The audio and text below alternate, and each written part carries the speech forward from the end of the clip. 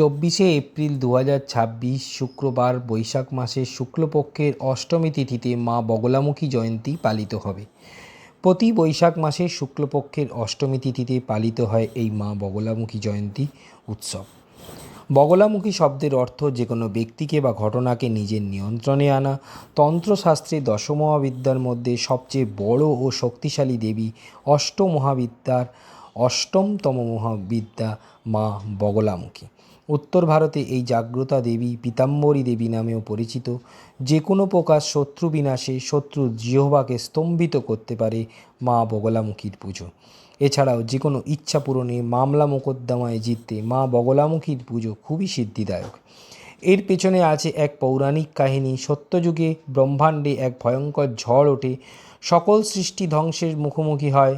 সেই সময় স্বর্গের সব দেবদেবী একজোট হন ঝড় থামিয়ে সকল দেবতাদের স্তবে সন্তুষ্ট হয়ে ব্রহ্মাণ্ডের ঝড় থামাতে হরিদ্রা সরোবর থেকে আবির্ভূত হন দেবী বগলামুখী।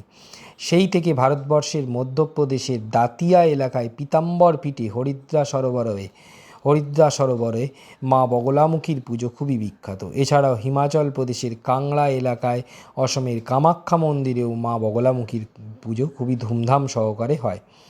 এই বগলামুখী মায়ের পুজো দিলে যে কোনো ঝামেলা, মামলা মোকদ্দমা, গুপ্ত শত্রুর হাত থেকে অচিরেই রক্ষা পান ভক্তরা। বিশুদ্ধ সিদ্ধান্ত পঞ্জিকা মতে এই শুভ সময় হচ্ছে 23 এপ্রিল রাত 8টা 49 থেকে 24 এপ্রিল রাত 7টা 21 পর্যন্ত। এই দিন আপনারাও যে কোনো মনোবাঞ্ছা পূরণ করতে, অতি সহজেই গুপ্তশত্রু নিবারণ করতে ঘরেতেই সহজভাবে এই পুজো করতে পারেন। এর জন্য উপাচার স্বরূপ মা বগলামুখীর উদ্দেশ্যে নিবেদন করুন হলুদ ফুল, হলুদ বস্ত্র এবং কাঁচা হলুদ, সঙ্গে হলুদ ভোগ যেমন বেসনের মিষ্টি বা হলুদ রঙের মিষ্টি অবশ্যই নিবেদন করুন। সঙ্গে অবশ্যই 108 বার উচ্চারণ করুন এই মন্ত্র, ওং রিং বগলামুখ্যই নমঃ। রাধে রাধে।